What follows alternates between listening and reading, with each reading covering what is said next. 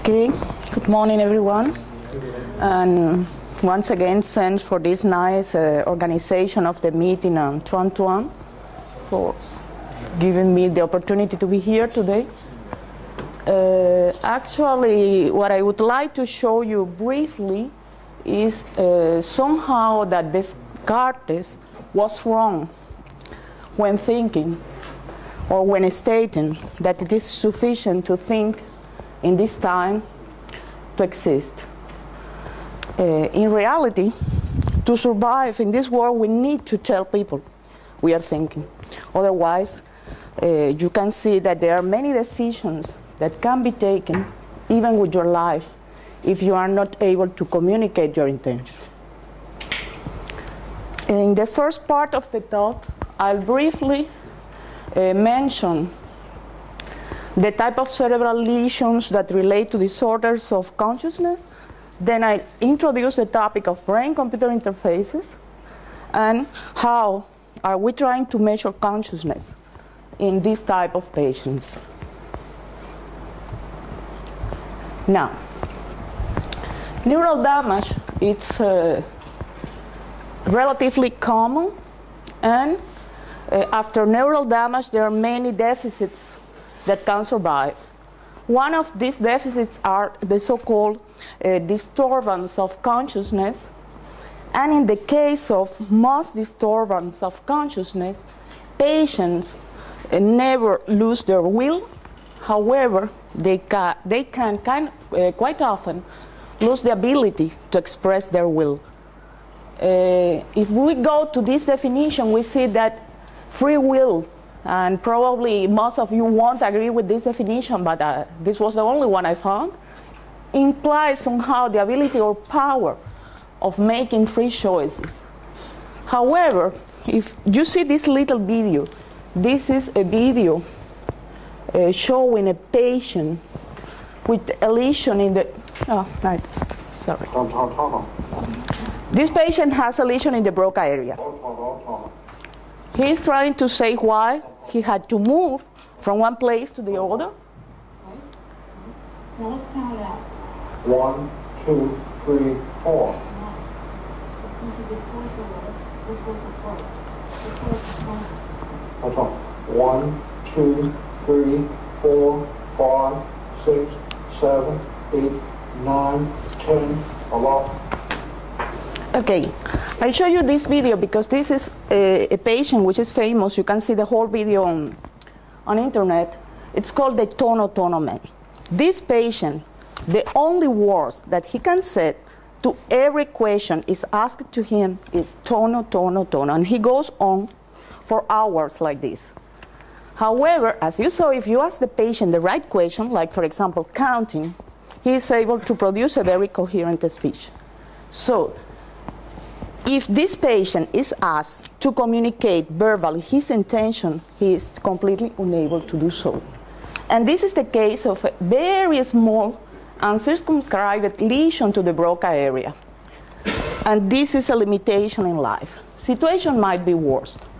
Actually, and mainly because of accidents, there can be acute brain injuries.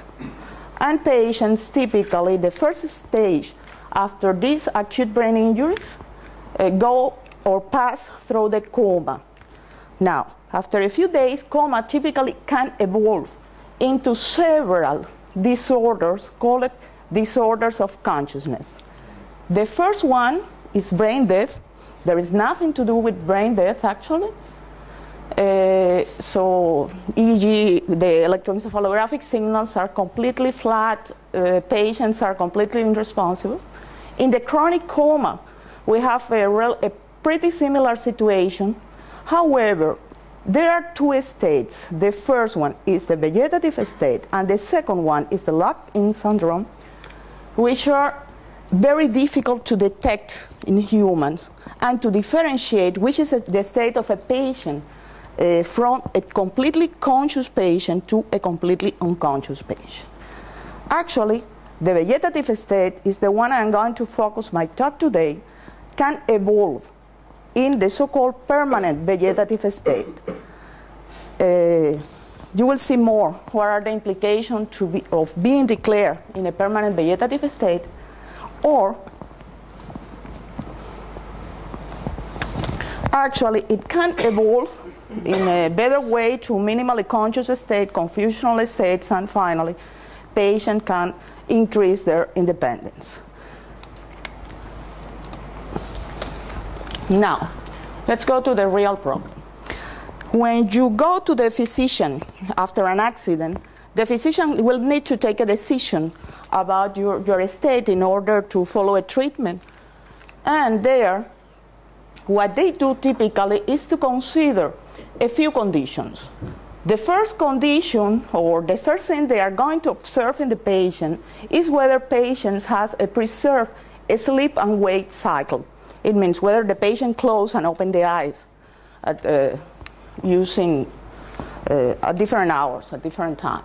Whether the patient is aware, and finally, they will test this awareness through the characteristics that are observed in the motor behavior of the patient.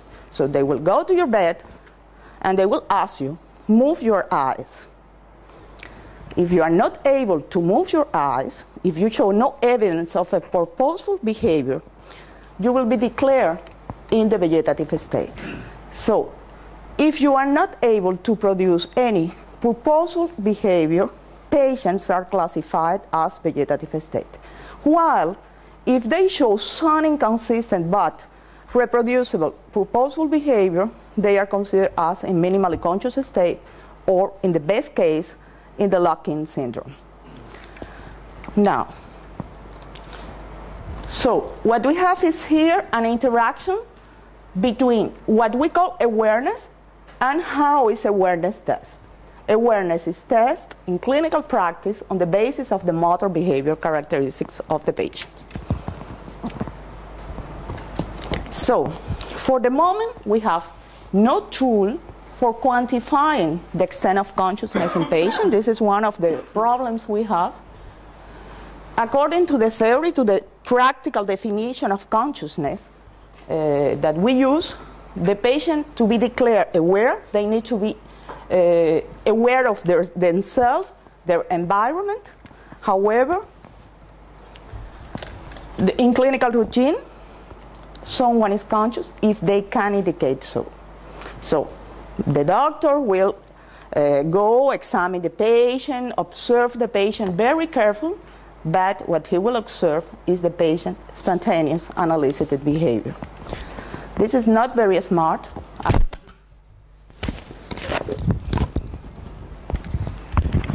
I'll hold it in my hand. And this is a consequence of the lack of unique definition of consciousness we have in the literature.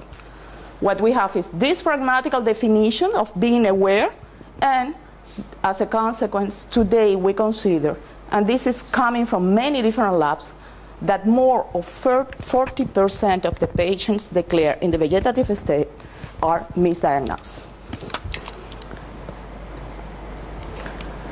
What happened after that? First thing, if a patient is in the vegetative state, there is no attempt to rehabilitate the patient. They are let in their beds. There is no social contact or interaction. The decision to terminate life-sustaining treatment might be evoked or undertaken after some years. And the interesting thing is that most of the people who are able-bodied, they said, okay, if one day I find myself completely paralyzed, I don't want to live. However, there is something that is, in my opinion, very interesting, and we don't know why. But patients who live in a condition, in the condition of the lock-in syndrome, which is a condition in which, in the best case, they can move only their eyes, they say that they find life very satisfactory. So they want to live, and they change their mind after this lesion.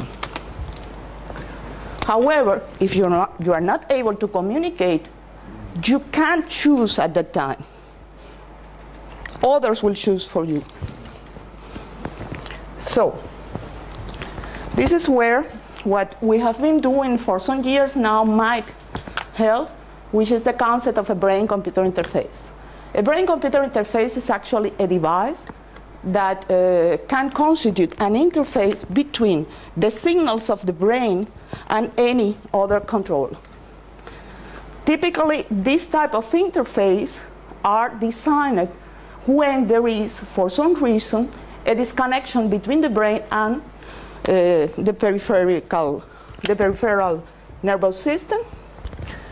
And as a consequence of this kind of lesion, neural activity is not anymore transformed into motor commands.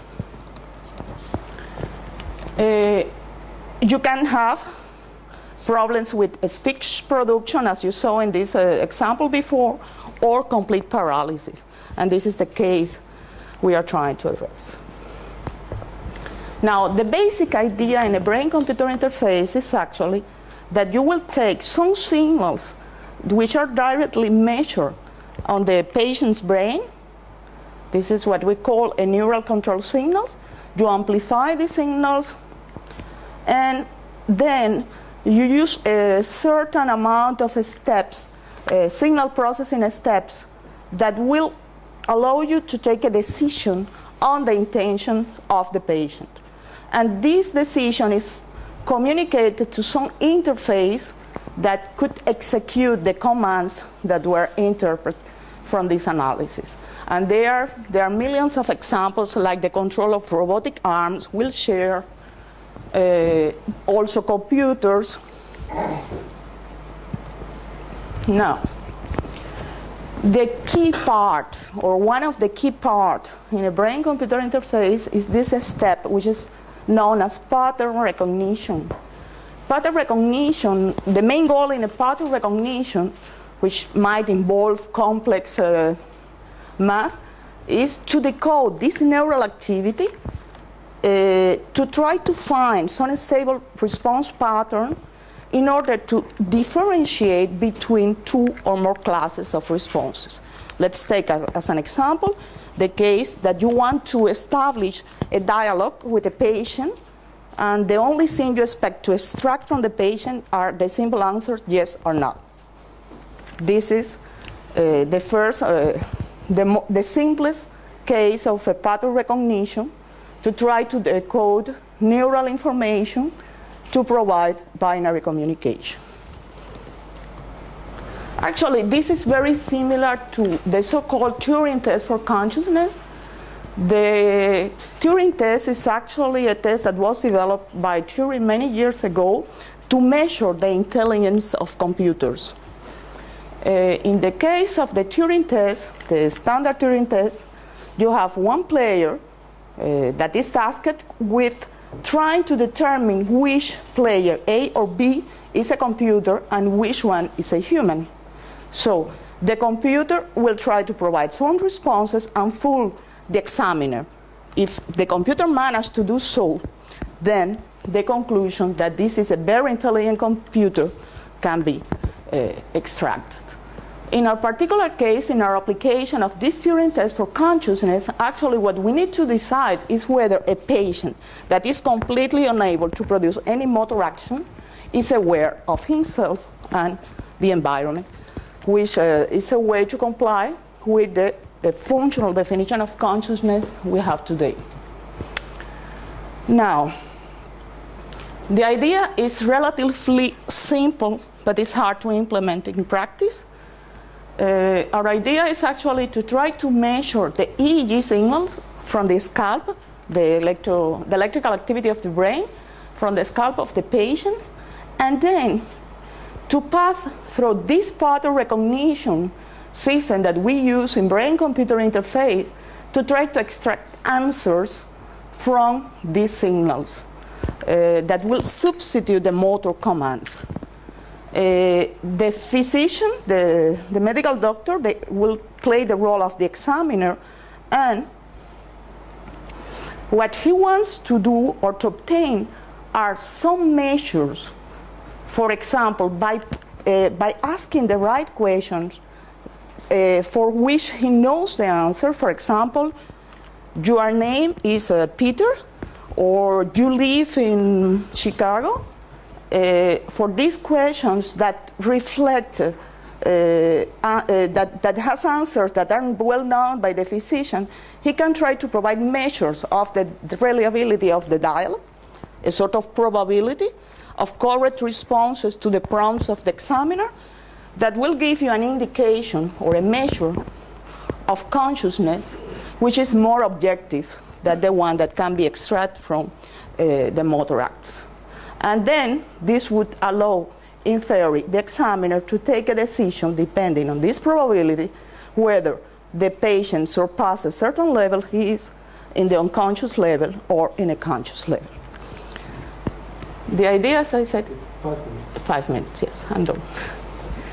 Now, actually the most difficult part is asking the right question or the right prompts. This is something we are working right now because the first thing, for example, is very simple. We need to test whether the patient is able to listen to us, is able to perceive the visual stimuli, and this can be extracted from the neural responses of the patient. This is something we know for many years in neuroscience. We can apply batteries of event-related potential tests that serve to probe the intactness of the different sensory pathways. Secondly, we need to evaluate the capabilities of the patient to memorize the short-term capabilities of the patient, because if you are not able to remember what is your name, and amnesia, it's quite common after brain lesion, then it makes no sense to ask questions that relate to the past of the patient. So, of course, we need to comply with the two concepts in the definition of consciousness, which are awareness of the self and awareness of the environment. This is very interesting. How do we plan to test awareness of the self? And there we plan to exploit a nice physical properties of the sensory system in humans, which is that we respond to periodical stimuli by periodical signals in the brain. It means that if we stimulate the right arm with a pulse of current at 30 Hertz, this 30 Hertz activity can be observed in the motor cortex. But more interestingly, the fact that you place your attention on this arm will immediately enhance this oscillatory response we are measuring. So one of the ideas is to try to give to the patient sensory stimuli of known frequencies and to ask him to concentrate, to feel one of the hands. And this can be used as a very practical tool to make sure that the patient is able to respond to these prompts of the examiner. This is exactly what this says. Awareness is not identical to attention, but we become aware of the things we attend. To know that, you can immediately realize that if your arm is anesthetized, you start to hit objects with the arm because all the afferent information is missing, and then you don't attend. You are not aware. It's like you are not anymore aware of your arm. Also, testing the peripheral nervous system and exploiting these feedback signals that we receive to test for the awareness of the body of the patients, and find everything, all these tests, this battery of tests, it's aimed at the end to create some communication protocol which at least provide this patient with the capability to say yes or no, and then to take some decisions about their life. Now, this is a very practical clinical problem, and actually we expect that somehow these studies might help us to understand better consciousness in their soft definition, of course, not why consciousness emerges. First thing, because at least we believe we can obtain some objective measures of consciousness.